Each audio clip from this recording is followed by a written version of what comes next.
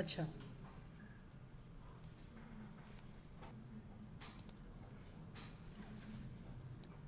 अच्छा, ये सबसे पहले हमने देखा कि इसमें जो है ना वो नमपाई हमने इंस्टॉल कर ली। अगर आप इंस्टॉल नहीं आपके वैसे नॉर्मली जुपिटर नोटबुक के साथ ही और एनाकोंडा जब आप करते हैं तो उसके साथ ही इंस्टॉल हो जाती है। तो अगर नहीं इंस्टॉल तो पिप इंस्टॉल नमपाई आप लिखेंगे, इंस्टॉल हो जाएगी। ठीक है। अगर आप नमपाई का कोई स्पेसिफिक वर्जन इंस्टॉल करना चाहते हैं, जिस तरह मैंने बताया कि वर्जन बहुत ज़्यादा इंपॉर्टेंट होते हैं, तो आप उसमें स्टार्ट पे लिखेंगे पिप इंस्टॉल नमपाई और आगे इक्वल इक्वल डाल के आप उसका वर्जन लिख देंगे। जैसे 1.24 या 1.22 इस तरह से आप उसका वर्जन लिख देंगे। इस तरह से हम स्पेसिफिक वर्जन इंस्टॉल करते हैं। जैसे मैंने बताया कि डिफरेंट लाइब्रेरीज़ के साथ डिफरेंट वर्जन्स कंपैटिबल हो रहे होते हैं। एक वर्जन आपने चेंज किया किसी लाइब्रेरी का तो उसके साथ कोई दूसरी लाइब्रेरी इनकम्पैटिबल हो जाएगी। तो इनकम्पैटिबल से बचने के लिए हमें स्पेसिफिक वर्जन इंस्टॉल करने पड़ते हैं। तो उन वर्जन्स को हम इस तरह इक्वल इक्वल लिख के आगे वो वर्जन स्पेसिफाई करते हैं कि उसका कौन सा वर्जन हमने इंस्टॉल करना है। ठीक है। तो इस तरह से हम उसको स्पेसिफाई कर देते हैं। ठीक है। अच्छा, उसके बाद आगे आती है चीज़ यहाँ पे इंस्टॉलिंग स्पेसिफिक वर्जन। ठीक है। उसके बाद आता है कि अगर हमने देखना हो कि हमारी लाइब्रेरी का कौन सा वर्जन इस टाइम पे अवेलेबल है जो कि हमने इंस्टॉल किया हुआ है, तो उसके लिए हम लिखते हैं पिप शो नमपाई। ठीक है। जो भी हमारी लाइब्रेरी का नाम है, पिप शो आगे लाइब्रेरी का नाम, तो उस लाइब्रेरी का वर्जन आ जाएगा कि वो कौन सा वर्जन इस टाइम पे करंटली हम यूज़ कर रहे हैं। ठीक है। ठीक है। तो ये चीज़ें हम देख चुके हैं। अब देखिए मैंने यहाँ पे लिखा है पिप शो नमपाई, तो उसने यहाँ पर डिफरेंट पूरी डिटेल दे दी है। नमपाई है वर्जन 1.22.4। ठीक है। आगे उसने पूरी की पूरी डिटेल दे दी, लाइसेंस क्या है इसका, ऑथर क्या है, ये सारी चीज़ें आ गई। ठीक है। यहाँ पर उसके बाद हमने नमपाई को इंपोर्ट कर लिया, एक फ्रूट्स के नाम की लिस्ट बना ली और उसके बाद एक फ्रूट्स के नाम की लिस्ट को हमने अरे में पास किया, NumPy dot N P dot array. Array इसका एक मेथड है जो कि किसी चीज़ को अरे में कन्वर्ट करने के लिए इस्तेमाल होता है। तो हमने देखा कि अरे के अंदर एक तो कोमास ख़त्म हो गए हैं, दूसरा हमने जब इसकी टाइप चेक की तो इसकी टाइप क्या थी, लिस्ट थी, और इसकी टाइप हमारे पास नमपाई अरे थी। एक लिस्ट हमने बनाई जिसमें मल्टीपल डाटा हमने रखा था, कुछ न्यूमेरिक्स थे, कुछ स्ट्रिंग्स थे, फ्लोट थे, तो वो तो स्टोर हो गए। बट जब अरे बनाई उसमें मल्टीपल टाइप्स ऑफ डाटा रखा तो सारों को उसने स्ट्रिंग में कन्वर्ट कर दिया। इट मीन्स कि अरे के अंदर एक ही तरह का डाटा स्टोर हो सकता है, मल्टीपल टाइप्स ऑफ डाटा अरे में स्टोर नहीं हो सकता। ठीक है। इसी तरह हमने कुछ देखा कि अरे के अंदर बाय डिफ़ॉल्ट अगर कोई नंबर स्टोर करें तो उसकी बाय डिफ़ॉल्ट टाइप इंट 32 होती है। डी टाइप अरे का एक एट्रीब्यूट है। और अगर फ्लोट स्टोर करें तो उसकी बाय डिफ़ॉल्ट टाइप क्या होती है, फ्लोट 64। ठीक है। अच्छा, यहाँ तक हमने अभी बेसिक चीज़ें देखी हैं। अब उसके बाद हम स्लाइड्स पे चलते हैं। पिप पैकेज मैनेजर को हमने पढ़ लिया है। उसके बाद नमपाई के पैकेज को इंपोर्ट करना ये भी देख लिया है। लिस्ट से हमने अरे में कन्वर्ट करना ये भी देख लिया है। और उसके बाद टाइप फंक्शन को भी इस्तेमाल कर लिया। टाइप फंक्शन किस तरह से हम अरे की टाइप देख सकते हैं। अब ज़रूरी नहीं है कि हम सिर्फ और सिर्फ एक लिस्ट से अरे में कन्वर्ट करें, अरे में किसी टपल से भी कन्वर्ट कर सकते हैं। एक टपल पास कर दो, नमपाई np डॉट अरे, उसके अंदर एक टपल पास कर दो, यहाँ एक टपल पास हो जाएगी तो इसके अंदर क्या हो जाएगा कि उसको अरे में कन्वर्ट कर देगा, वो एक अरे बन जाएगी। ठीक है। लेकिन देगा लिस्ट ही। नहीं नहीं, एक अरे बना देगा। ये आउटपुट यहाँ पर इसमें मिस्टेक हुई है, आउटपुट में कॉमास नहीं आएगा, उसको एक अरे में कन्वर्ट करेगा। ठीक है। तो ये आउटपुट में मिस्टेक हुई है।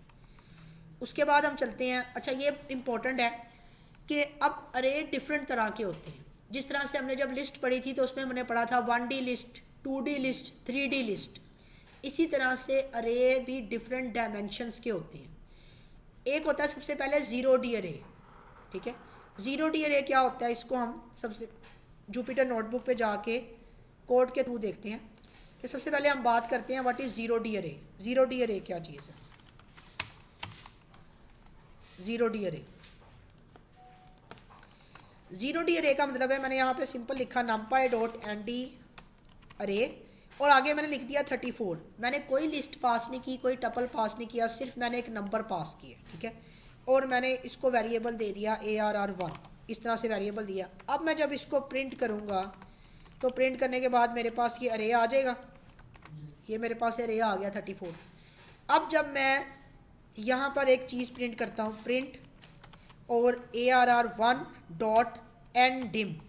एन डिम का मतलब कि इस अरे की मुझे डायमेंशन बताओ कि इसकी कितनी डायमेंशन है, ठीक है। तो मेरे पास आंसर आएगा 0, ठीक है, आ गया ना 0। 0 का मतलब कि ये मेरे पास एक 0 डायमेंशन अरे है, ठीक है। तो ऐसा अरे जिसकी डायमेंशन 0 हो उसको हम कहते हैं वो एक 0D अरे है। 0D अरे होता क्या है? 0D अरे को मैथ के अंदर स्केलर क्या कहा जाता है? स्केलर पढ़े हैं ना मैथ में, स्केलर। तो 0D अरे को स्केलर्स कहा जाता है, ठीक है। जब 1D अरे आते हैं, 1D 2D 3D, इन अरेज को क्या कहते हैं? वेक्टर्स, ठीक है। इनको मैथ में वेक्टर्स कहते हैं, ठीक है। तो ये हमारे पास एक 0D अरे आ गया। जब सिर्फ नंबर पुट करेंगे तो अब ये 0D अरे है, अब ये एक स्केलर है, ठीक है। 1D अरे आएगा, 2D अरे आएगा, 3D अरे आएगा, ठीक है। वो हमारे पास क्या होते जाएंगे? वेक्टर्स होते जाएंगे। तो ये 0D अरे आ गया। अब 1D अरे क्या होगा? अगर हम अरे के अंदर कोई एक लिस्ट पास करें जो लिस्ट 1D हो, 1 डायमेंशनल लिस्ट हो, तो उस केस में हमारे पास जो अरे बनेगा that will be a 1D अरे। जैसे मैं यहाँ पर अरे में पास करने जा रहा हूँ, 34 की बजाय मैंने यहाँ पर पास कर दिया 10 20 30 40। अब ये एक 1D लिस्ट पास की है ना, 1 डायमेंशनल लिस्ट, 1D लिस्ट। तो 1D लिस्ट में हमारे पास इस केस में जो अरे बनेगा वो क्या होगा? इसकी डायमेंशन जो होगी मेरे पास 1 आएगी, ठीक है। और अब ये एक वेक्टर है, ठीक है। It is a 1D vector, 1 dimensional vector, ठीक है। इसी तरह अगर मैंने 2D अरे बनाना है तब मुझे क्या करना पड़ेगा?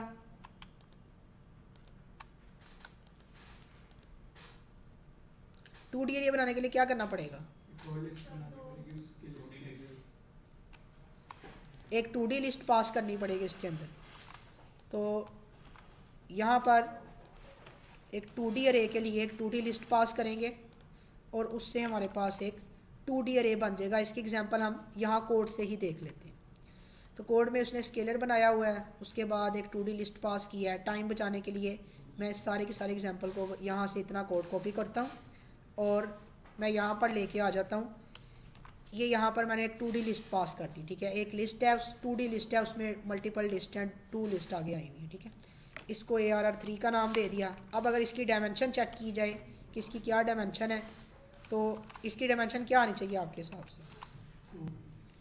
2, क्योंकि ये 2D अरे बन जाएगा। तो ये 2D अरे बन गया। यहाँ पर एक चीज़ बड़ी इंपॉर्टेंट है, 1D अरे आपके सामने इस तरह से आ रहा था और 2D अरे आपके सामने किस तरह से आ रहा है? एक मैट्रिक्स बना है ना। तो यही तो मैंने स्टार्ट में कहा था कि अरे बेसिकली मैट्रिक्स ही होते हैं। 1D अरे में तो आप सिंपल आपको रो नज़र आएगी, 2D अरे में आपको कॉलम्स भी नज़र आ रही हैं। अब ये एक मैट्रिक्स आपको नज़र आ रहा है, ये इसकी रोज़ हैं और ये इसके कॉलम्स हैं, ठीक है। तो ये बेसिकली 2D अरे एक तरह का हमारे पास एक मैट्रिक्स होता है जिसमें रोज़ भी होती हैं और कॉलम्स भी होती हैं। आगे जाके हम देखेंगे कि हम इस रोज़ और कॉलम्स की मदद से हम इसका स्पेसिफिक एलिमेंट एक्सेस कर सकते हैं कि वो कौन सी रो में आ रहा हो, कौन सी कॉलम में आ रहा हो, तो वो स्पेसिफिक एलिमेंट हमें निकाल के वो दिखा देगा, ठीक है। जबकि लिस्ट के अंदर ऐसा नहीं होता, लिस्ट के अंदर सीधा सीधा ही आ रहा होता है, ठीक है। ये अरे का हमारे पास क्या है बेनिफिट है कि अरे के अंदर इस तरह से ये आ रहा होता है, ठीक है। लाइट का थोड़ा वेट कर लेते हैं, जैसे लाइट आती है तो फिर उसके बाद इसको स्टार्ट करते हैं जी। अरे की इंडेक्सिंग वैसे ऑटोमेटिकली होती है, हमें करनी नहीं पड़ती। ये ऑटोमेटिकली बैक एंड पे इंडेक्सिंग हुई हुई है जैसे लिस्ट की होती है। हम सिर्फ अरे की इंडेक्सिंग को यूज़ करते हुए अरे के अंदर से स्पेसिफिक एलिमेंट या उसका कोई पॉइंट निकालते हैं।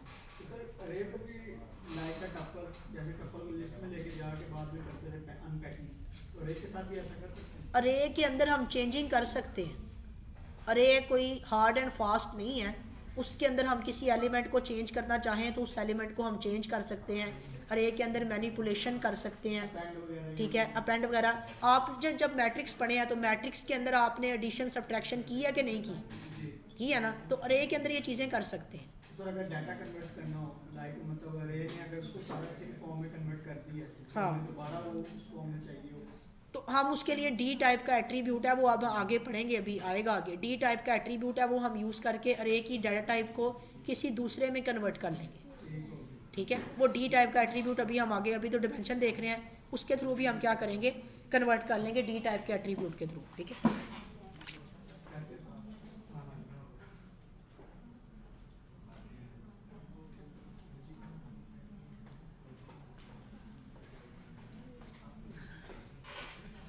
अच्छा, तो ये मेरे पास 2D अरे आ गया। इसी तरह से मेरे पास 3D अरे होगा। 3D अरे में क्या चीज़ होगी?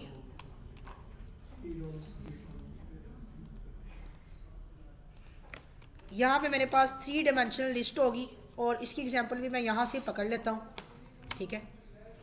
ये पूरी की पूरी एग्जांपल यहाँ पर दी हुई है और इसी एग्जांपल को मैं यहाँ से पकड़ता हूँ। इसकी डायमेंशन भी मैं देख लेता हूँ कि इसकी डायमेंशंस क्या होगी, ठीक है। इसको मैंने 4 कर दिया, इसको भी 4 कर दिया। यहाँ से मैंने ये डायमेंशन का कोड उठाया और इसको मैंने यहाँ पे पेस्ट किया और अब मैं कहता हूँ कि मुझे इसकी डायमेंशन भी बताओ कि इसकी डायमेंशन क्या होगी। तो ये मुझे इसकी डायमेंशन यहाँ पर ऐसे बता देगा। इस तरह से ये 3D लिस्ट आ गई है, ठीक है। अब ये 3D लिस्ट है। इस 3D लिस्ट के अंदर एक 2D यानी 3D अरे था, एक 2D अरे इसमें ये है, एक 2D अरे ये है। तो उसने 2 2D अरेज को अलग अलग मैट्रिक्स में कन्वर्ट कर दिया, ठीक है। एक 3D मैट्रिक्स है, इस 3D मैट्रिक्स में 2 2D मैट्रिक्स हैं। एक 2D मैट्रिक्स ये है, एक 2D मैट्रिक्स ये है। तो उसको उसने अलग अलग कन्वर्ट कर दिया। एक ये है, एक ये, इसकी रोज़ अलग है, उसकी रोज़ अलग, उसके कॉलम अलग, उसके कॉलम अलग, ठीक है। तो इस चीज़ की समझ आ गई। इसी तरह से अरेज में nth डायमेंशंस तक हम मैट्रिक्स बना सकते हैं, 4D 5D 6D। मल्टीपल इसकी जो है ना वो क्या कर सकते हैं, डायमेंशंस बना सकते हैं। 3D अरे को विजुलाइज करना 3D अरे को विजुलाइज करना इसलिए मुश्किल है, बल्कि 3D अरे को विजुलाइज करना इतना भी मुश्किल नहीं है। उसकी वजह ये क्योंकि अब चूंकि कंप्यूटर ग्राफिक्स का दौर आ गया है, तो अब तो हम 3D ऑब्जेक्ट्स को भी कंप्यूटर के थ्रू विजुलाइज कर सकते हैं। कंप्यूटर में 3D ऑब्जेक्ट्स, 3D गेम्स नहीं आई, ठीक है, 3D गेम्स वगैरह आ गई हैं। हाँ, अगर आप ये कहें कि 4D अरे को विजुलाइज करना मुश्किल है, वो मुश्किल काम। कंप्यूटर में 4D अरे वाला काम भी आ गया। कंप्यूटर में आप 4D अरेज की चीज़ें भी आ गई हैं कि आप 4D ऑब्जेक्ट्स को, यानी एक चीज़ है उसके पीछे क्या है, वो कितनी बैकएंड में फैली हुई है, उस तरह के भी कंप्यूटर में मैनिपुलेशंस आ गई हैं कि आप कंप्यूटर में वो देख सकते हैं कि उसके 4th डायमेंशन क्या है। 4th डायमेंशन का मतलब कि मैं इधर बैठा हूँ तो मेरे पीछे क्या है, मुझे अपने पीछे भी नज़र आ रहा हूँ, ठीक है। एक ये 4th डायमेंशन है फिज़िक्स के अंदर। दूसरा जो 4th डायमेंशन है ना, वो ये है कि लोग नॉर्मली कहते हैं कि 4th डायमेंशन टाइम है, ठीक है। ये 2 तरह के कंसेप्ट हैं। एक कंसेप्ट है डायमेंशन में कि 1 डायमेंशन, लेंथ, विड्थ, 2 डायमेंशन, फिर हाइट, 3 डायमेंशन, 4 डायमेंशन है कि इस दीवार के पीछे क्या हो रहा है, ये 4th डायमेंशन। अगर 4th डायमेंशन में कोई देख सके या वो विजुलाइज हो सके तो हमें इस दीवार के पार भी नज़र आ जाएगा, ठीक है। एक चीज़ ये है। तीसरी चीज़ कुछ लोगों का कंसेप्ट ये है कि 4th डायमेंशन है टाइम, कि इस पूरी की पूरी वर्ल्ड में जितनी भी ऑब्जेक्ट्स हैं ऑल आर 3 डायमेंशनल ऑब्जेक्ट्स। कोई भी चीज़ है 3 डायमेंशन है, 3 डायमेंशन से आगे नहीं है। वो कहते हैं 4 डायमेंशनल टाइम है। टाइम का मतलब कि इंसान एक 3 डायमेंशनल ऑब्जेक्ट है। इंसान 3 डायमेंशन में मूव कर सकता है,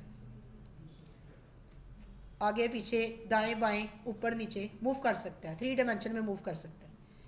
वो कहते हैं 4 डायमेंशन टाइम है। जब 4 डायमेंशन आ जाएगी तो फिर इंसान टाइम में भी आगे पीछे जा सकता है, ठीक है। तो देर आर 2 डिफरेंट कंसेप्ट के 4 डायमेंशंस, 5th, अब तक तो 5th डायमेंशंस भी आ गए हैं, 6th डायमेंशन, 7th डायमेंशन, ये इस तरह के डिफरेंट डायमेंशंस हैं, वो सारी आ चुकी हैं। लेकिन बट अभी तक ये कंसेप्ट हैं, इसकी प्रैक्टिकल इम्प्लीमेंटेशन नहीं आई, तो ये सारी चीज़ें अलग हैं। तो अभी तक हमने सिर्फ जो मैनिपुलेट करना है वो 3 डायमेंशन तक ही काम करना है। हमारे जितने भी मॉडल्स हैं या जितनी भी इमेज प्रोसेसिंग का काम है वो 3 डायमेंशन तक ही होगा, ठीक है।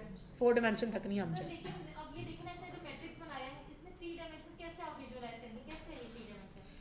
इसको मैं यहाँ पर तो ये देखो, यहाँ पर ये 3 ब्रैकेट्स नज़र आ रही हैं ना।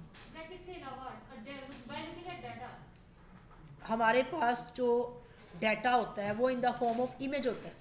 अरेज को जब विजुलाइज करते हैं तो in the form of image होता है। तो जब हम एक अरे को विजुलाइज करेंगे in the form of image तो वो हमारे पास 3D फॉर्म में नज़र आ रही होगी, ठीक है। जैसे कि फॉर एग्जांपल मैं आपको 1-2 चीज़ें यहाँ पर दिखाता हूँ। जिस तरह ये देखो, ये बॉक्स आपको नज़र आ रहा है, ये 3D में नज़र नहीं आ रहा, आ रहा है ना। तो इस तरह की कोई चीज़ होगी, रियलिटी में नहीं होगा, विजुअलाइजेशन में होगा बस, ठीक है। अगर आप, क्योंकि ये वैसे हमें 3D में नज़र आ रहा है एग्जैक्टली में ये है 2D, ठीक है, लेकिन रियलिटी में क्या होगा, आपने कुछ 3D इमेजेस नहीं देखे हुए कभी, ये जो जिस तरह MRIs होते हैं, MRI स्कैनर्स होते हैं, वो 3D एक पूरा एवाटार किस्म का कोई बना देते हैं, ठीक है, वो 3D हमें नज़र आ रहा होता है, 3D एवाटार बना हुआ है, या कोई 3D ब्रेन बना हुआ है, उसे हर तरफ से देख रहे हैं, एक पूरा विजुलाइज डाइकॉम इमेजेस, उस तरह की चीज़ें, जैसे एक्सरेज वगैरह एक पूरा 3D इंसान बना देते हैं, वो हर तरफ से डॉक्टर्स उसका मुआयना कर रहे होते हैं, ठीक है, ये चीज़ 3D है, ठीक है, इसको इस तरह से विजुलाइज किया जाता है। अब ये चीज़ भी कंप्यूटर में पॉसिबल हो चुकी है, ठीक है। अच्छा, तो यहाँ तक समझ आ गई। उसके बाद आगे चलते हैं, nth डायमेंशंस के इसकी मल्टीपल डायमेंशंस हैं, ये हम पढ़ चुके हैं। क्रिएटिंग अरे, अरे को कैसे क्रिएट करना है, और एन डिम क्या होता है किसी भी अरे की डायमेंशन को चेक करने के लिए, इसकी एक प्रॉपर्टी है। एक चीज़ यहाँ पर आपने याद रखनी है कि दो चीज़ें होती हैं, एक होती हैं मेथड्स और एक होती हैं प्रॉपर्टीज़। ऑब्जेक्ट में दो चीज़ें होती हैं ना, मेथड्स और प्रॉपर्टीज़। मेथड्स और प्रॉपर्टीज़ में एक डिफरेंस है, वो डिफरेंस ये है कि प्रॉपर्टीज़ के नाम के बाद ब्रैकेट्स नहीं आती, और मेथड्स के नाम के बाद, फंक्शंस के नाम के बाद ब्रैकेट्स आती हैं। तो लिहाजा जब भी किसी ऑब्जेक्ट का नाम डॉट आगे कोई नाम लिखा हो, उसके बाद ब्रैकेट ना आ रही हो, डबल ब्रैकेट्स, राउंड ब्रैकेट्स ना आ रही हो, इसका मतलब वो प्रॉपर्टी है। और अगर डबल ब्रैकेट्स आ रही हो, राउंड ब्रैकेट्स, तो वो क्या है, वो एक मेथड है, ठीक है। तो एन डिम, इसके बाद डबल ब्रैकेट्स आ रही है, ये एक प्रॉपर्टी है, ठीक है, जो कि अरे की डायमेंशन बताती है, ये मेथड नहीं है, ठीक है। तो ये चीज़ आपने याद रखनी है। अब कौन कौन सी प्रॉपर्टीज़ होती हैं, कौन कौन से मेथड्स होते हैं, ये आपको खुद याद रखने होंगे, ठीक है। उसके बाद आगे यहाँ पर उसने बताया है टाइप ऑफ द डाटा, कि अरे के अंदर कौन कौन सा टाइप ऑफ डाटा स्टोर हो सकता है, स्ट्रिंग है, इंटीजर है, फ्लोट है, पाइथन ऑब्जेक्ट है, साइज ऑफ द डाटा है, ठीक है, कि अरे के अंदर डाटा का जो साइज़ होता है वो भी हम सेट करते हैं कि कितना साइज़ है, कितना साइज़, अभी इसको देखते हैं। बाइट ऑर्डर भी उसका सेट करते हैं, स्मॉल इंडियन या बिग इंडियन, इस चीज़ की अभी हम डिटेल में नहीं जाएंगे क्योंकि ये ऊपर की चीज़ है, तो ये ज़्यादा डिटेल, ज़्यादा डीपली हो जाएगा, इससे आपका इतना कोई कंसर्न नहीं अभी फ़िलहाल नहीं होगा। एग्रीगेट फंक्शंस हम डिफरेंट देखेंगे, और सब रेस को देखेंगे, ठीक है। रिकॉर्डिंग मैं इसलिए नहीं कर रहा कि था ना, कि उसकी एक वजह ये भी थी कि चलो वो बहरहाल पहले वजह तो नहीं थी, लेकिन अब थोड़ी बहुत सामने आ रही है कि आप लोग फिर पीछे बातें करना शुरू कर देते हैं।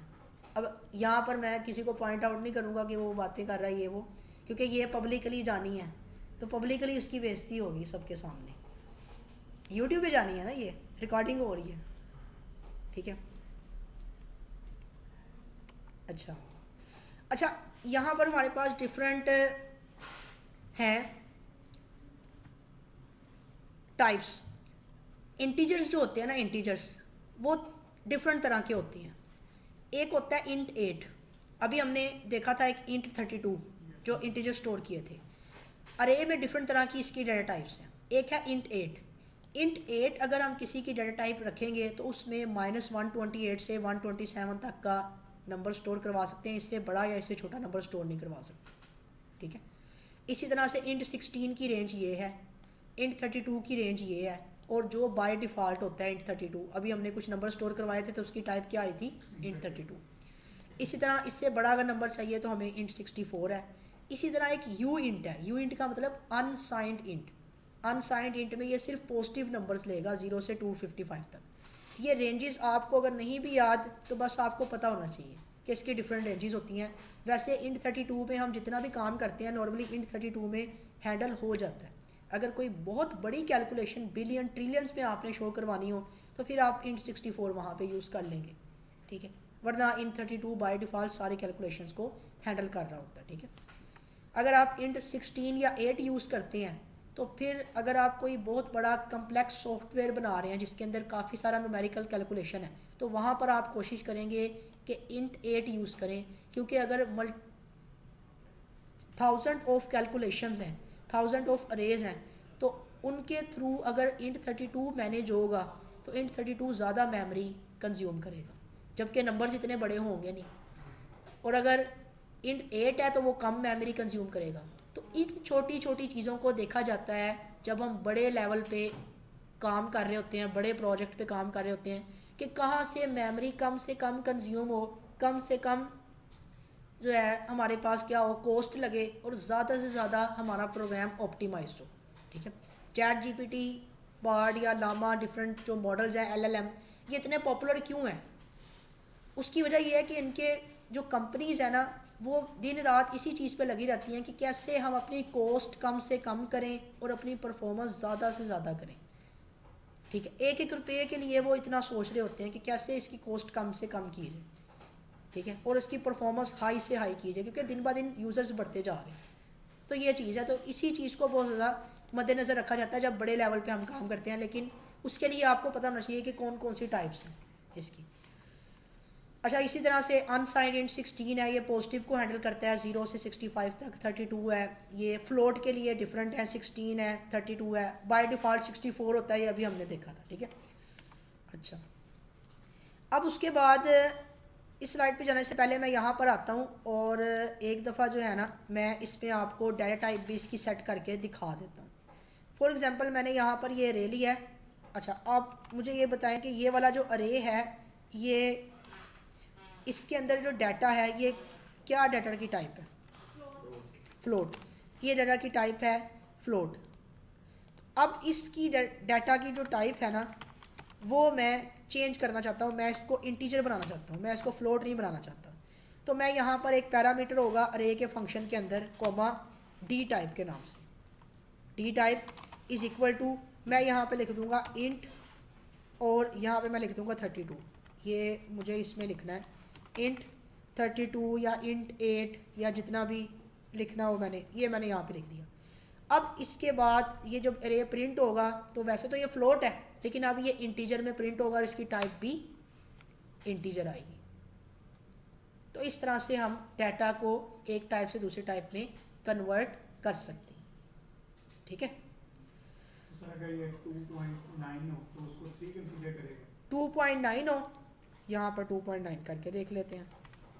अब इसको 2 ही कंसीडर करेगा ये, क्योंकि इंट जब भी कन्वर्ट करते हैं ना, नहीं राउंड ऑफ वाला काम नहीं करता, ये पॉइंट के बाद जितना भी मैंटीसा है उसको इग्नोर कर देता है, पॉइंट से पहले वाला इंटीजर गेट कर लेता है।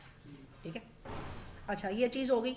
अब उसके बाद एक चीज़ आपको मैंने रेंज की दिखानी है कि फॉर एग्जांपल मैंने यहाँ पे लिखा है इंट 8, तो इंट 8 की रेंज कितनी है?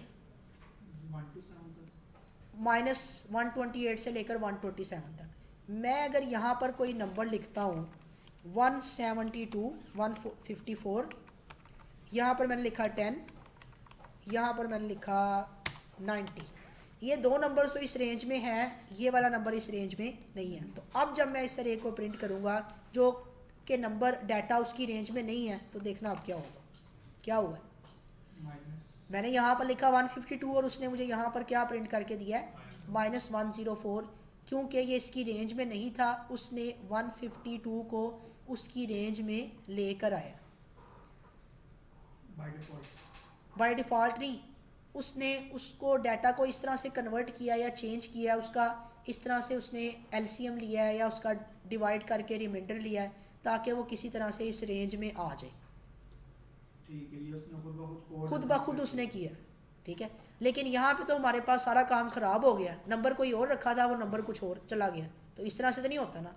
तो we must keep an eye on the data type के डाटा टाइप कौन सी इस्तेमाल हम कर रहे हैं, उसकी रेंज क्या है, वरना वो नंबर्स कुछ के कुछ स्टोर कर देगा। ठीक है, इस चीज़ की समझ आ गई। इसी तरह से बाकी डिफरेंट डाटा टाइप्स के साथ भी ऐसे ही है। ठीक है, सर अगर आप यहाँ पे इंट 8 की जगह 32 या 16 का वो फिर हो जाएगा? कौन से वाले इंट 8 की जगह? D type. हाँ, अगर मैं यहाँ पर लिखता हूँ, हाँ ये पॉसिबल है कि अगर मैं इसकी टाइप बढ़ा दूँ कि मैं कहूँ कि भाई इस पे जो है ना 16 हैंडल कर ले, तो अब वो सारे के सारे, क्योंकि 16 की रेंज ज़्यादा होती है, तो अब वो जो नंबर है उसको हैंडल कर लेगा, क्योंकि अब उसकी रेंज उसके अंदर ही आ रही है। ठीक है, यहाँ तक क्लियर है सबको? अच्छा, उसके बाद हम चलते हैं इस पे अरे के एट्रीब्यूट्स। और एट्रीब्यूट्स क्या होते हैं कि अरे के साथ, अरे एक ऑब्जेक्ट है, तो ऑब्जेक्ट की दो चीज़ें होती हैं, एट्रीब्यूट्स यानी प्रॉपर्टीज़ और मेथड्स। तो अरे के कौन कौन से एट्रीब्यूट्स हैं? सबसे पहला तो एनडिम। एनडिम अरे की डायमेंशन देखने के लिए इस्तेमाल होता है। ये अब अभी हम क्या कर सके हैं, ये देख चुके हैं ना, एनडिम किस लिए इस्तेमाल होता है। उसके बाद होता है शेप। शेप क्या है, वो हमें अरे की शेप बताता है। जैसे कि मैट्रिक्स के अंदर जब आप मैट्रिक्स पढ़ते थे तो उसमें आपके पास क्या होता था, एक ऑर्डर, मैट्रिक्स का ऑर्डर। मैट्रिक्स का ऑर्डर क्या बताता था, क्या बताता था मैट्रिक्स का order? Number of rose and number of columns. ठीक है, तो इसी तरह से जो अरे का जो शेप है ना, वो क्या करता है, हमारे पास अरे की शेप बताता है, कि उसका ऑर्डर बताता है। नंबर ऑफ रोज एक अरे में कितने हैं और नंबर ऑफ कॉलम्स एक अरे में कितने हैं। तो शेप ऑफ अरे हमें उसका एक तरह का अरे मैट्रिक्स का ऑर्डर ही बता रहा होता है, number of rose and columns. For example मेरे पास ये है, ठीक है, तो मैंने यहाँ पर इस तरह से बना दिया, ठीक है, 1 2 रख दिया, 4 5 6 रख दिया। तो अब मैं अगर जब इसको प्रिंट करूँगा ये डायमेंशन, तो डायमेंशन बताएगी। मैं यहाँ पे लिखता हूँ शेप, शेप, ठीक है। अब मैं इसको जब चलाता हूँ तो मेरे पास यहाँ पर क्या आया है, एरर तो नहीं आया, एक क्या आया मेरे पास, डायमेंशन क्या आई है, 2:3, यानी रोज कितनी है 2 और कॉलम कितने हैं 3, ठीक है। तो 2 हमारे पास रोज है, कॉमा 3 कॉलम्स है। ये मेरे पास एक तरह का ऑर्डर आ गया ना मैट्रिक्स का, number of rose and numbers को। तो शेप हमें इस तरह से बताता है।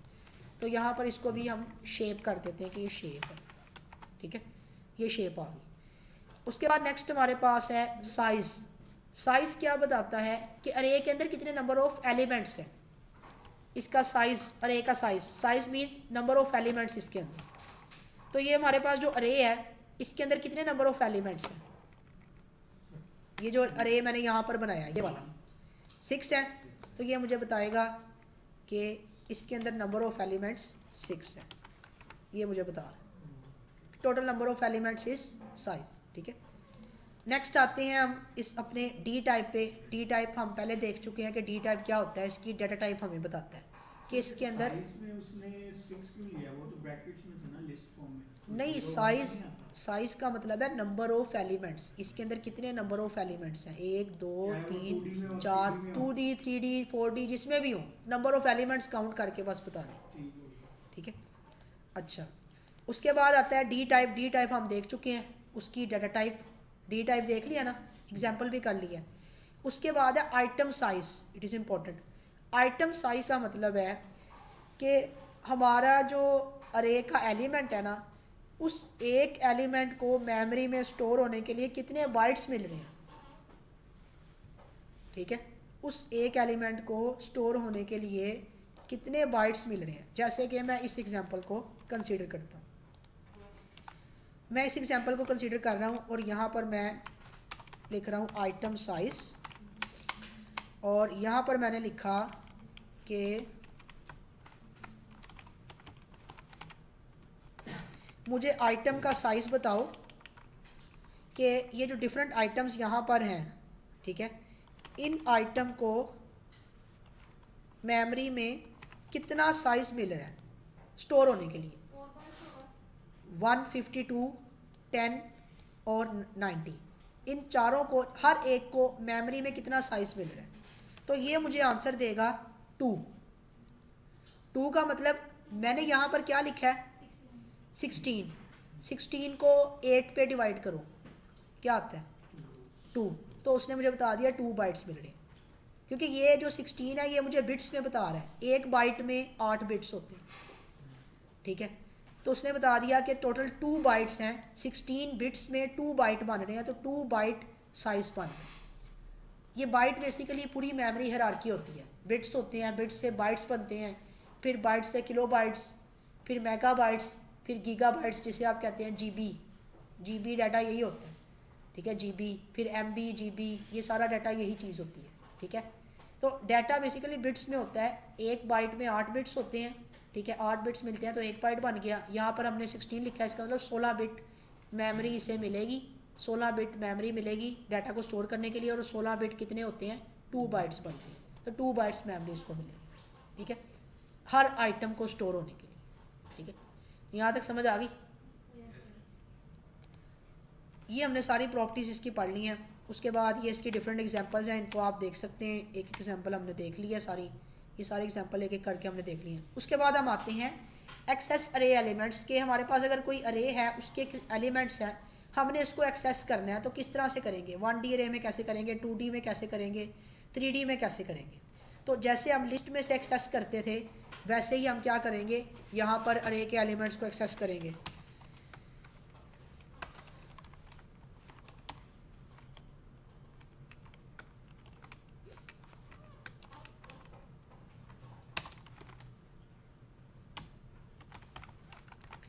ठीक है, मेरे पास एक अरे, मैं इसी अरे को ले लेता हूँ, ये अरे है, इसका मैंने एलिमेंट एक्सेस करना है। मैं चाहता हूँ मैं इसका 90 एलिमेंट एक्सेस करूँ, तो 90 एलिमेंट की लोकेशन क्या होगी?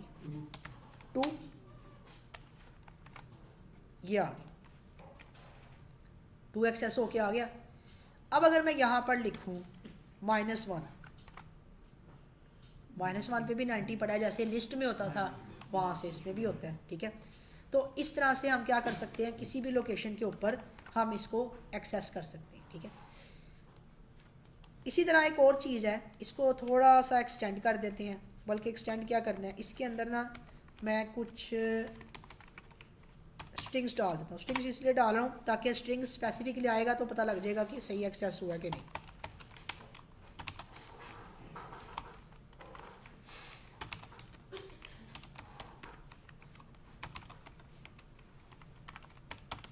ठीक है, ये मैंने यहाँ पर कुछ स्ट्रिंग्स डाल दिए और यहाँ पर मैंने डी टाइप ख़त्म कर दी, क्योंकि स्ट्रिंग जो होते हैं उनकी डाटा टाइप इंटीजर नहीं हो सकती, तो इसलिए मैंने डी टाइप ख़त्म कर दी कि बाय डिफ़ॉल्ट जो भी इसकी डाटा टाइप है U32 उसको एक्सेप्ट कर ले। 2 पे मेरे पास क्या आया? चेरी। अच्छा, मैं देखना चाहता हूँ कि बनाना से लेकर मैंगो तक मुझे दे दे। क्या करें? बनाना से मैंगो तक ARR3 1 कॉलन आगे आ गया, अरे आ गया वो पूरा सेम टू सेम वही स्लाइसिंग जैसे हम वहाँ पे करते हैं। नेगेटिव इंडेक्सिंग भी मुझे मैंगो चाहिए विद नेगेटिव इंडेक्सिंग, क्या करूँगा? -2, तो मैंगो भी आ गया। ठीक है, तो इस तरह से स्लाइसिंग, नेगेटिव इंडेक्सिंग, ये सारी चीज़ें यहाँ पर पॉसिबल है। ठीक है, ये 1D अरे की बात हो रही है, सिर्फ 1D अरे में। अभी हमने 2D अरे को डिस्कस नहीं किया। 2D अरे और चीज़ है, उसमें अगर हमने एक स्पेसिफिक चीज़ से स्पेसिफिक चीज़ तक लेके आना हो उस पर, तो उसके लिए और तरीका है। ठीक है, वो ये वाला तरीका नहीं है। अब 2D अरे को डिस्कस करते हैं कि 2D अरे के अंदर अगर ये हमारे पास 2D अरे है, ठीक है, अगर इसके अंदर मेरे पास कुछ एलिमेंट्स हैं, इनको मैं ऐसे कर देता हूँ 10, 20, 30। ये इसलिए मैं 0 लगा रहा हूँ क्योंकि मैंने इंडेक्स भी वही यूज़ करने हैं, तो नंबर भी वही आ रहे होंगे तो पता नहीं लगेगा। अब अगर मुझे चाहिए 50 और 60, क्या करूँगा? 1 आगे 50 और 60, 1 तो आ गया, आगे 1 से लेकर आखिर तक देखते हैं क्या आता है। आ गया, डबल इंडेक्सिंग इस तरह से आ गई। ठीक है, अच्छा, अब अगर मुझे ये चाहिए 20 और 30, ठीक है, और 20 और 30 के साथ अब चाहिए 50 और 60, तो अब क्या करूँगा? ARR3, अब क्या करूँगा इधर? 1 कॉलन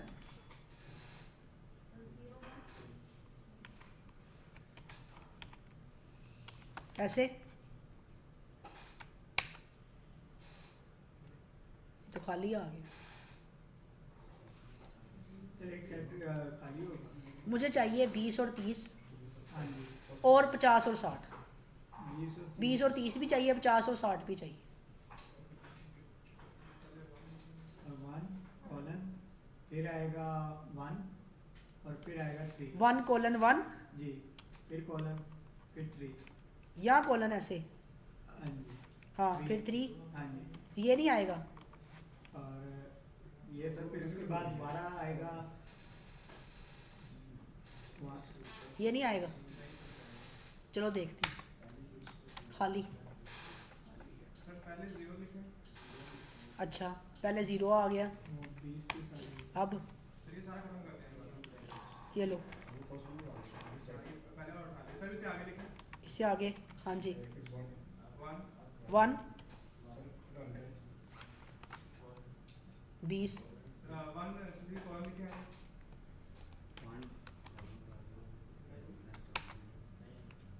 50 और 60 भी चाहिए सर ये अब कॉमन आने आगे।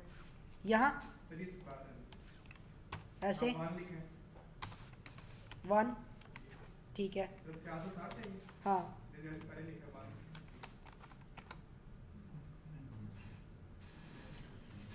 बेसिकली यही चीज़ मैं आपको बताना चाह रहा हूँ कि जब हमारे पास अरे होता है तो अरे के अंदर तो number of rows and columns होते हैं।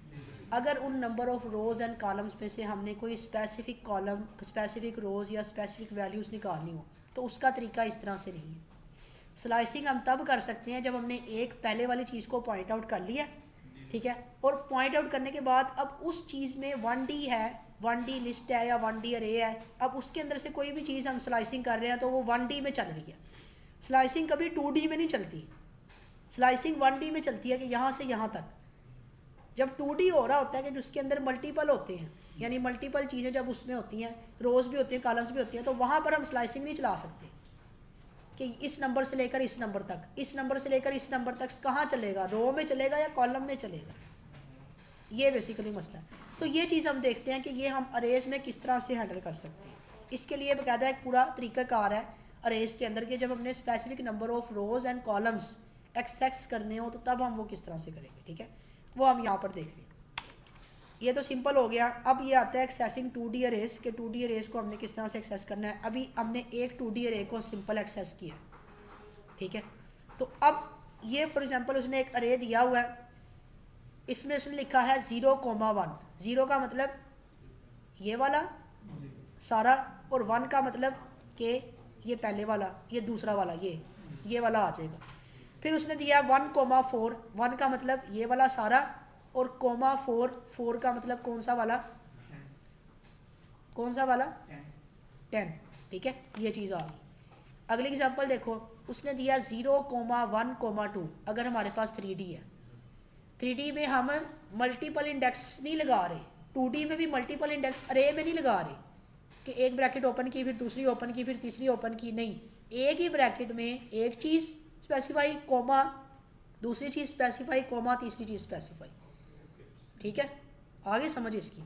अब इसी तरीके कार को हम इस्तेमाल करेंगे जो अभी हमने 20 और 30 और 50 और 60 के लिए देखा था।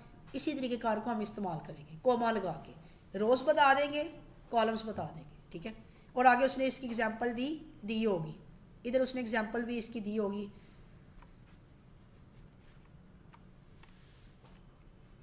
ये देखो, ये आगे उसने 2D में एग्जांपल दी होगी, जैसे ये देखो, 0 से लेकर 2 तक, यानी 0 से लेकर 2 तक ये रोज़ है, 2 रोज़ और कितने कॉलम्स, 2 कॉलम्स, ठीक है। तो यहाँ पर उसे चाहिए था, क्या चाहिए था, उसे चाहिए था 3 और उसे चाहिए था 8। एक में से, दूसरा दूसरे में से। हमारा भी ऐसे केस था ना, हमें 2 एक में से चाहिए थे, 2 दूसरे में चाहिए थे। उसने यहाँ पे लिखा कि 0 से लेकर 2 तक, यानी दोनों रोज़ को पॉइंट आउट करें। इस रो को भी सिलेक्ट हो गया, 0 रो ये हो गई, ये 1 रो हो गई, ये 2 रोज़ हो गई, दोनों रोज़ सिलेक्ट हो गई। उसके बाद उसने कहा इन दोनों रोज़ में से मुझे कौन सा वाला दिखाए, 2 इंडेक्स वाला दिखाए। तो 2 इंडेक्स वाला उसके सामने आ गया। एक 2 इंडेक्स वाला 3 है वो आ गया, एक 2 इंडेक्स वाला 8 है ये आ गया। यहाँ तक समझ आ गई। अब मुझे ये बताओ कि अब मैंने लेके आना है 20, 30 और 50, 60। तो अब मैं यहाँ पर क्या लिखूँगा, एक ही ब्रैकेट में बताओ, 0,2 दोनों स्पेसिफाई हो गए, :2। अब 1 :3 ना भी लिखे, एंड तक सारे आ जाएंगे। आ गया 20, 30, 50, 60। तो यहाँ पर हम कोमा का इस्तेमाल कर रहे होते हैं जब हमने multiple rows and multiple columns के अंदर से सिलेक्शन करनी हो। तो जितनी रोज़ हमें चाहिए होती हैं वो हम पहले स्पेसिफाई करते हैं, ठीक है, और जितने कॉलम्स हमें चाहिए होते हैं वो स्पेसिफाई करते हैं। इसको थोड़ा आसान करने के लिए सर ये तो सेम इंडेक्सिंग नंबर पे आ रहा है ना आउटपुट, अगर इंडेक्सिंग नंबर ही चेंज होंगे। नहीं, इंडेक्सिंग नंबर तो हमें पता होता है ना। ये देखो, ये मेरे पास था, 2 रोज़ थी, 3 कॉलम्स थे। मुझे इन दोनों रोज़ में से ये वाली चीज़ें चाहिए थी। डाटा मुझे किन किन में से चाहिए? दोनों रोज़ में चाहिए ना। तो मैंने यहाँ पे स्पेसिफाई कर दिया 0 से लेकर 2 तक कि दोनों रोज़ में से मुझे डाटा चाहिए। स्पेसिफाई कर दिया। अब जब 2 रोज़ मैंने स्पेसिफाई कर दी कि दोनों रोज़ में से डाटा चाहिए, तो 2 रोज़ स्पेसिफाई होगी। अब जब दोनों रोज़ स्पेसिफाई होगी, इनके अंदर से मुझे किन कॉलम्स का डाटा चाहिए? मुझे चाहिए ये वाले कॉलम का डाटा 20 और 50 का, और ये वाले कॉलम का डाटा। तो ये कॉलम फिर मैंने आगे स्पेसिफाई किए कि 1 से लेकर, क्योंकि ये कॉलम 1 है, तो 1 से लेकर आगे जितने भी कॉलम्स हैं वो वाले कॉलम्स का डाटा मुझे दे दे, ठीक है। तो इस तरह से उसने मुझे ये वाला डाटा दे दिया। समझ आ गई कि पहले रोज़ स्पेसिफाई की और आगे फिर कॉलम स्पेसिफाई कर कि ये वाली रोज़ हो, ये वाले कॉलम। 20, 30 और 40, 50 को करना हो। किसको? 20, 30 यानी 20, 30 और 40, 50। तो हाँ, इसको किया जा सकता है। 2 रोज़ स्पेसिफाई होगी, हाँ जी। ठीक है। अब इसमें हमने कॉलम स्पेसिफाई करने। तो कॉलम मैं कैसे स्पेसिफाई करूँगा? करवाओ स्पेसिफाई। 20, 31 नो आइडियाज, यही तो पूछ। कॉलम स्पेसिफाई पहले तो इंडेक्सिंग इसलिए नहीं हो सकते क्योंकि यहाँ पर मेरे पास इस कॉलम के अंदर जो डाटा है वो इस कॉलम में है ही नहीं, ठीक है। मुझे एक काम है, वो मुझे इस तरह से करना पड़ेगा। इसके लिए मुझे एक अलग इंडेक्स लिखना पड़ेगा, यानी ये आ गया ना, तो मुझे यहाँ पे लिखना पड़ेगा कि 0 से लेकर 1 तक ये एक डाटा आ जाए, ठीक है। ये एक चीज़ आ गई, और इसके लिए मुझे अलग लिखना पड़ेगा क्योंकि वो दोनों चीज़ें एक कॉलम में नहीं आ रही, वो अलग अलग कॉलम में आ रही हैं। तो इसके लिए मुझे यहाँ पे लिखना पड़ेगा कि 0, 1 वाला कॉलम रो, और यहाँ पर 0 से लेकर आगे 2 तक, इस तरह से 20, 30, 40, 50 आ गया। एक में नहीं लिख सकता क्योंकि वो रो ही उस कॉलम में वो चीज़ ही नहीं आ रही ना। कॉलम और रो की इंटरसेक्शन में जो चीज़ आ रही होगी वो आएगी। अगर कॉलम और रो की इंटरसेक्शन में कोई चीज़ नहीं आ रही तो वो कैसे आएगी? सर ये तो फिर कॉमा करके भी आगे कर सकते हैं। किसके अंदर? यहाँ पे? हाँ, ये चीज़ ऊपर भी तो कर सकते हैं। अच्छा, करके देख लेते हैं। पकड़ लिया इसको यहाँ से। एरर नहीं हो सकता ना, ठीक है, इसलिए तो अलग अलग लिखा है मैंने। तो इस चीज़ की समझ आ गई, ठीक है। अभी पहले वाली एग्जांपल ही हम करवा देते हैं, जो पहले वाली थी। ये तो जस्ट वैसे। यहाँ तक किसी ने कुछ पूछना हो? क्लियर है सबको? अच्छा, ये 2D अरे की हमारे पास सिलेक्शन होगी, एक्सेसिंग होगी। उसके बाद आगे मल्टी डायमेंशनल अरे, जिस तरह 3D अरे, उसमें भी इस तरह ही सिलेक्शन होगी। उसमें 3 कॉलम आ जाएंगे, 3 कोमा, एक कोमा, दूसरा कोमा, तीसरा कोमा। नॉर्मली ये 3D अरे वाला बहुत कम ही होता है। और अच्छा, अब उसके बाद है ये अरे क्रिएशन रूटीन्स, ठीक है। इनका क्या काम?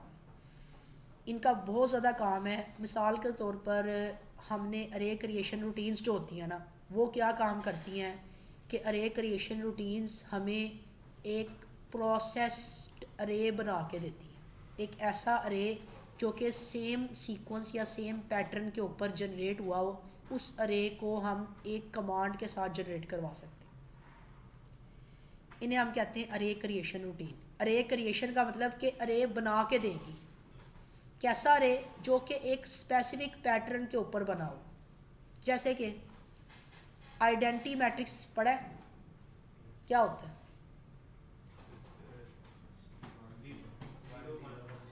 आइडेंटिटी मैट्रिक्स की? क्या डेफिनेशन है? वो सेम रहता है आंसर, अगर उसको किसी से मल्टीप्लाई करें। नहीं, वो उसकी डेफिनेशन क्या है आइडेंटिटी मैट्रिक्स की? डायगोनल्स में सेम एलिमेंट नहीं, ये भी नहीं है, ये स्केलर मैट्रिक्स की डेफिनेशन है। मैंने 9 क्लास की पढ़ी, मुझे अभी तक याद है, फिर पता नहीं 10-12 साल हो गए होंगे। वो तो ठीक है, इसकी डेफिनेशन क्या है? क्या आप एक डेफिनेशन बताओ उसकी, चाहे उर्दू में ही बता दो, सिंपल कंसेप्ट कि ये कंसेप्ट है, ये जिस चीज़ में भी मौजूद होगा वो आइडेंटिटी मैट्रिक्स होगा।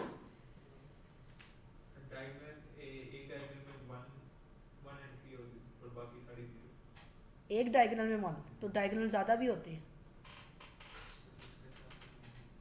A matrix which have all diagonal elements is equal to 1 and other elements is equal to 0 is called identity matrix. Diagonal में सारे 1 होंगे और उसको छोड़ के बाकी सारे 0 होंगे। ये जिस चीज़ में भी आएगा, चाहे 2D मैट्रिक्स है, 3D है, 4x4, 5x5, ये सारे के सारे आइडेंटिटी मैट्रिक्स होते हैं। ठीक है, अब आइडेंटिटी मैट्रिक्स हमेशा सेम ऑर्डर में हो सकता है, 2x2 हो सकता है, 3x3 हो सकता है, 4x4, 5x5। 2x3 वाला कोई आइडेंटिटी मैट्रिक्स नहीं हो सकता क्योंकि उसमें डायगोनल नहीं बनता, ये आइडेंटिटी मैट्रिक्स। अब आइडेंटिटी मैट्रिक्स की एक डेफिनेशन है, वो 2x2 में भी हो सकता है, 3x3 में भी, 4x4 में भी। आइडेंटिटी मैट्रिक्स एक ही पैटर्न पे जनरेट होता है ना, सारे डायगोनल 1 है, बाकी सारे 0। इसी तरह स्केलर मैट्रिक्स है, स्केलर मैट्रिक्स भी एक ही पैटर्न पे जनरेट होता है। स्केलर मैट्रिक्स क्या होता है?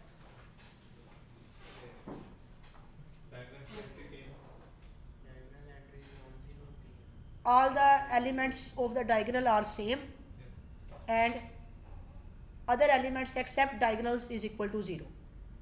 ठीक है, तो वो भी सेम पैटर्न पे जनरेट होता है ना।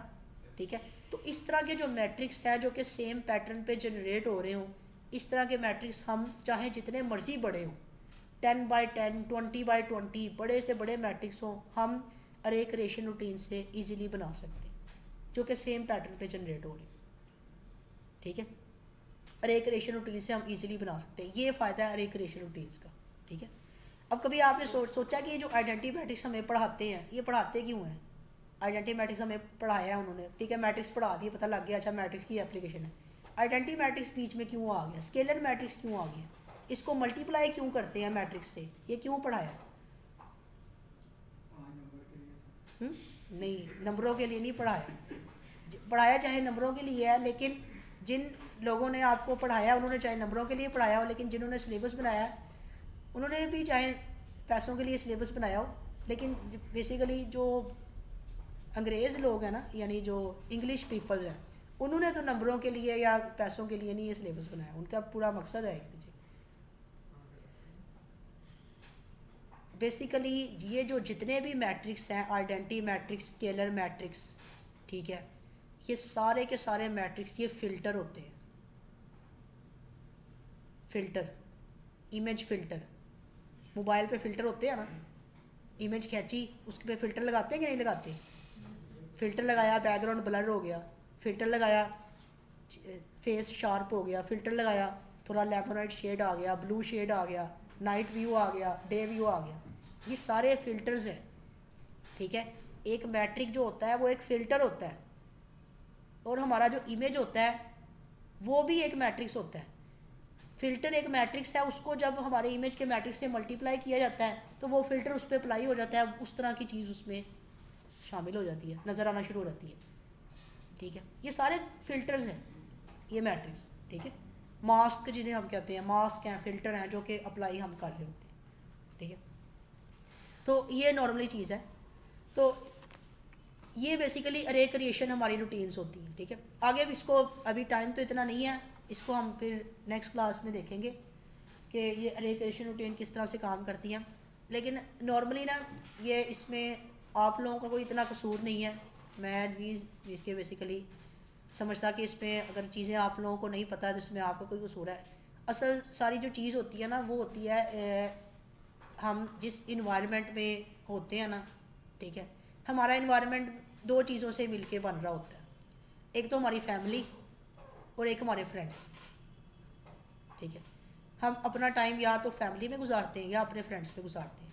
जॉब के अंदर भी जहाँ हम टाइम गुजार रहे होते हैं, जहाँ जॉब कर रहे हैं, वहाँ भी हमारे फ्रेंड्स ही होते हैं, कोलीग्स ही होते हैं। ठीक है, तो हमारे जो फ्रेंड्स हैं या हमारी जो फैमिली है अगर हमारी फैमिली पढ़ी लिखी है, ठीक है, तो ऑटोमेटिकली हम भी जहाँ भी जाएंगे पढ़ी लिखी बातें करेंगे, उसी तरह सोचेंगे, उसी तरह हमारी सोच डेवलप हो जाएगी।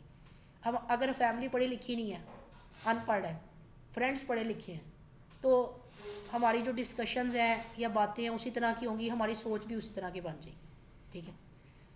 तो इसलिए ये सारी चीज़ें जो है ना इस पे होती हैं कि हम ये तो नहीं डिसाइड कर सकते कि हमें ये पता होना चाहिए, ये पता नहीं, लेकिन हम कम से कम अपनी कंपनी तो डिसाइड कर सकते हैं। अब आप यकीन करेंगे, आज से 3-4 साल पहले ना ये मैट्रिक्स की एप्लीकेशन मुझे भी नहीं पता थी। मैंने मास्टर कर लिया लेकिन मुझे मैट्रिक्स की एप्लीकेशन नहीं पता थी, ठीक है।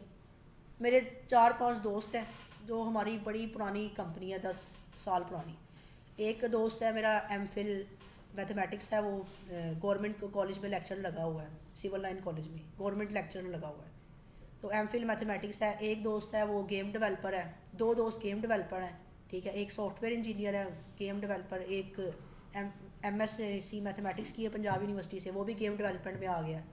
फिर एक दोस्त है वो MSc फिजिक्स से अपनी यूनिवर्सिटी का टॉपर है, पंजाब यूनिवर्सिटी का, ठीक है। वो जो एमफिल मैथमेटिक्स वाला है वो भी MSc में अपनी यूनिवर्सिटी का टॉपर है, ठीक है। तो अब जब हम आपस में, मैं कंप्यूटर साइंस के अंदर हूँ, मैं MSc एमफिल कंप्यूटर साइंस हूँ मैं, ठीक है, फ्रॉम UT। अब जब हम आपस में बैठते हैं ना तो हमारे दरमियान क्या बातें होती हैं कि हमारे दरमियान इस तरह की डिस्कशंस होती हैं कि कौन सा ऐसा पॉइंट है, कौन सा ऐसा टॉपिक है जहाँ पे फिज़िक्स, मैथमेटिक्स और कंप्यूटर ये आपस में लिंक कर रहे हैं, ठीक है। और सारी रात इसके ऊपर ना बहस होती रहती है, डिस्कशंस होती रहती है सारी रात, ठीक है। एक दूसरे को वो दिखाने के लिए कि भाई हमें ये पता है, प्रूफ करने के लिए सारी रात बहस चलती रहती है, डिस्कशन चलती रहती है, नॉलेज भी बहुत ज़्यादा आता है, ठीक है। तो ये सारी जो चीज़ें हैं ना ये हमें वहाँ पता चलती हैं कि ये इस तरह से होता है। वो एक दोस्त है उसने एमफिल मैथमेटिक्स किया, उसने रिसर्च पेपर लिखे हुए हैं मैट्रिक्स के ऊपर, इमेज प्रोसेसिंग पे, कंप्यूटर ग्राफिक्स पे, उसे पता है कि ये मैट्रिक्स क्या होते हैं सारी, वो अपने दलाइल रखता है। एक दफ़ा क्या हुआ कि नॉर्मली ना पता नहीं क्या हुआ, उन्होंने मेरे से क्वेश्चन पूछा है कि मैं कंप्यूटर साइंस का ना, तो मेरे साथ एक सॉफ्टवेयर इंजीनियर वो भी मेरा दोस्त है, एक फिजिक्स का है, 2 मैथ की। तो उसने मेरे से क्वेश्चन पूछा, उसने कहा, कहता कि यार ये जो डाटा है, हम जब पैकेज करवाते हैं ना 4G package, 3G package, 4G package अपने मोबाइल पे करवाए, तो हमें कुछ डाटा मिलता है कि इतने GB डाटा आपको मिल गया 2 दिन के लिए, 3 दिन के लिए। कहता है ये जो डाटा हम यूज़ कर रहे हैं अपने मोबाइल में, ये डाटा क्या है, ये क्वेश्चन है उसका। मैंने कहा यार ये डाटा नॉर्मली वेव्स होती हैं, ठीक है। तो कहता कि ठीक है। अब फिजिक्स वाला वो बोल पड़ा, वो कहता ठीक है, वेव्स तो हैं, इलेक्ट्रोमैग्नेटिक वेव्स फिजिक्स में हैं, साइनोसाइडल वेव्स हैं, इलेक्ट्रोमैग्नेटिक वेव्स हैं, मैग्नेटिक वेव्स हैं, ये सारी हैं। तो डाटा क्या है फिर, जब वेव्स आ रही हैं हमारे मोबाइल में, तो फिर हमें ये क्यों कहा जाता है कि 2 GB डाटा है, 2 GB के बाद आपका पैकेज खत्म हो जाएगा। हमें ये कहा जाए ना कि वेव्स आ रही हैं, इतने गीगाहर्ट्ज़ वेव्स हैं, इतने गीगाहर्ट्ज़ वेव आपने इस्तेमाल करनी, इतने हर्ट्ज़ वेव आपने इस्तेमाल करनी, तो फिर ख़त्म हो जाए, ठीक है। ये क्यों नहीं कहते, डाटा क्यों कहते हैं। अच्छा, ये बहस शुरू हुई कोई तकरीबन रात को कोई 12 बजे शुरू हुई होगी ये बहस, ठीक है। सारी रात बैठे रहे, सुबह 5 बजे जाके ये बहस ख़त्म हुई, और ख़त्म नहीं हुई, 5 बजे सबको नींद आ गई, फिर सारे सो गए, ठीक है। लेकिन एट द एंड कोई सोल्यूशन नहीं निकला कि बेसिकली क्या है। उनका बेसिकली मकसद ये था कि मुझे जो है ना वो बताने की कोशिश करें कि भाई ये डाटा का तुम्हें भी नहीं पता ये, ठीक है। नॉर्मली उस टाइम मुझे नहीं पता था, ठीक है। बहरहाल जब 4-5 घंटे बहस की है वो, अब मेरी थोड़ी सी पर्सनैलिटी चेंज है, मैं जब एक चीज़ में जब मुझे पता चले ना कि ये चीज़ मुझे नहीं आती, तो मैं फिर उसके पीछे पड़ जाता हूँ। मैं घर गया, घर जाके मैंने डाटा कम्युनिकेशंस की पूरी बड़ी लेवल की बुक्स निकाली, MS लेवल की, PhD लेवल की जो बड़ी बुक्स होती हैं, ब्रोस फ्रोजन इंटरनेशनल राइटर्स की, पकड़ के पढ़ना शुरू कर। पढ़ी गया, 2 अच्छी खासी, एक बुक पढ़ी, दूसरी भी पढ़ी, तीसरी भी पढ़ी, अच्छी खासी पढ़ने के बाद दोबारा 2-3 महीने के बाद मुझे सारी समझ आ गई। 2-3 महीने के बाद दोबारा फिर बहस हुई, उसने फिर ये टॉपिक छेड़ा, चलो यार कामरान को तंग करते हैं। मैंने फिर टॉपिक छेड़ा, मैंने कहा डाटा क्या होता है।